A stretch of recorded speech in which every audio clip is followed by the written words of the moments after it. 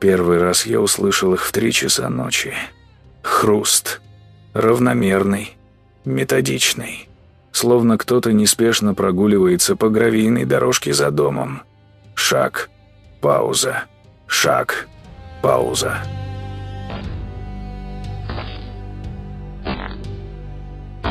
Ничего особенного, если бы не время и не то, что за моим домом никогда не было никакой гравийной дорожки. Я купил этот старый дом на окраине 3 месяца назад. Тихое место, лес вокруг, ближайшие соседи в полукилометре. Именно этого я и хотел.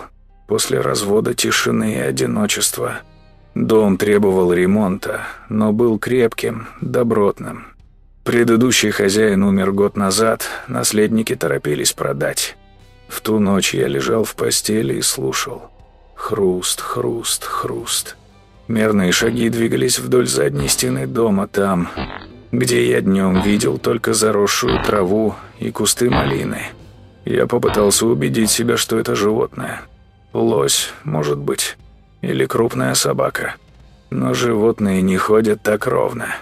Я встал, босиком подошел к окну и осторожно выглянул. Луна была почти полной, и двор просматривался хорошо. Пусто. Абсолютно пусто.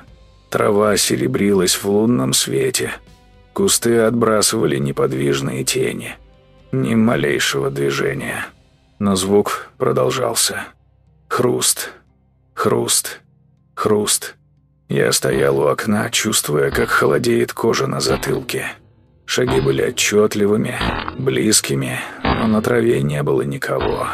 Потом они начали удаляться, звук становился тише, как будто кто-то уходил к лесу. Я простоял еще минут 10, но больше ничего не услышал. Утром я обошел дом. Никаких следов. Трава не тронута, земля сухая, дождей не было уже неделю.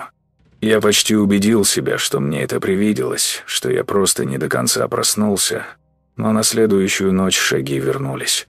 Снова в 3 часа. Снова те же мерные звуки по несуществующему гравию. Я выскочил из кровати, схватил фонарик и бросился к задней двери. Распахнул ее. Выбежал на крыльцо. Направил луч света в темноту. Пусто. Но шаги не прекратились. Они двигались теперь сбоку от меня, огибая дом. Я побежал за ними, освещая фонариком траву, кусты и деревья.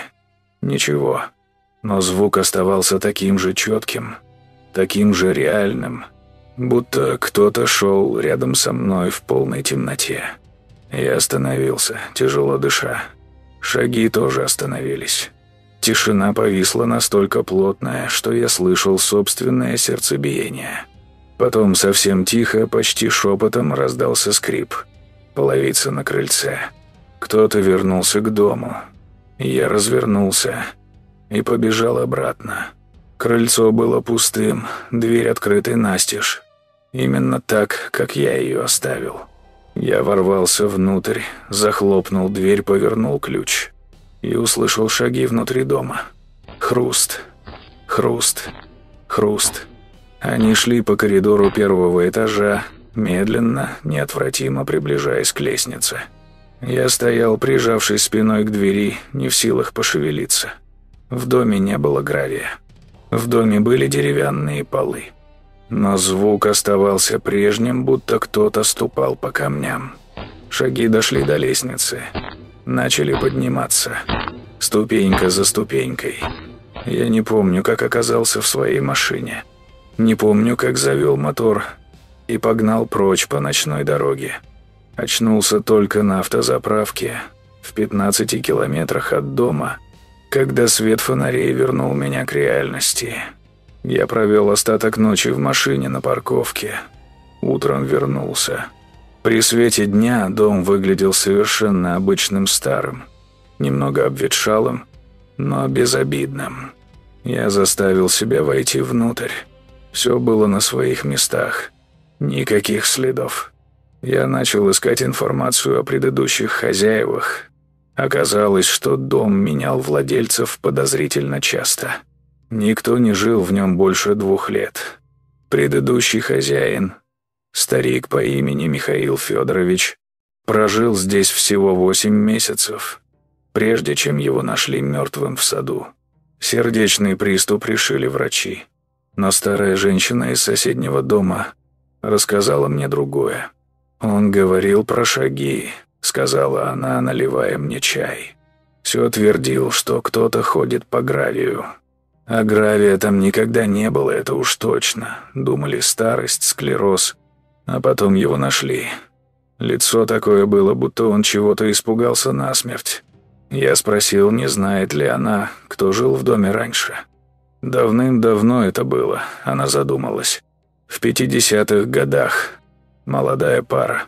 Жена хотела развестись, говорят, а муж не соглашался. Потом она просто исчезла. Муж утверждал, что она сбежала к любовнику, но никто ее больше не видел. А муж через год повесился в том доме. После этого дом долго пустовал. А что там было до этого дома? Дорога», — сказала она просто. «Старая дорога через лес. Гравийная. Ее засыпали, когда строили новую трассу. Дом стоит как раз на том месте, где она проходила. Той ночью я не лег спать. Сидел на кухне с включенным светом, с ножом на столе и ждал. В 3 часа ночи шаги пришли снова. Хруст, хруст, хруст. Они обходили дом снаружи, я следил за звуком, понимая, что он идет по старой дороге, которой и больше нет. По дороге, погребенной под моим домом. Потом шаги поднялись на крыльцо. Я смотрел на заднюю дверь. Ручка медленно повернулась вниз. Дверь была заперта, но ручка продолжала двигаться. Снова и снова, будто кто-то терпеливо проверял, не открылась ли она. «Чего ты хочешь?» – прошептал я. Ручка замерла. В тишине раздался новый звук царапанья. Что-то скреблось по двери снаружи. Медленно, настойчиво. Утром на двери не было никаких царапин. Я выставил дом на продажу на следующий день. Риэлтор уверял меня, что я теряю деньги, продавая так быстро. Я не стал объяснять причину. Нашелся покупатель, молодая семья с 2 детьми. Они были так рады найти дом по такой цене. Я не стал их предупреждать. Это меня мучает до сих пор. Переехал обратно в город, снял квартиру на 10-м этаже. Думал, что все позади. Но прошлой ночью, в 3 часа ночи, я проснулся от знакомого звука. Хруст, хруст, хруст. Шаги шли по коридору многоквартирного дома, по бетонному полу. Но звук был прежним, как будто кто-то идет по гравию. Они остановились у моей двери. И я понял, дело было не в доме. Никогда не было в доме.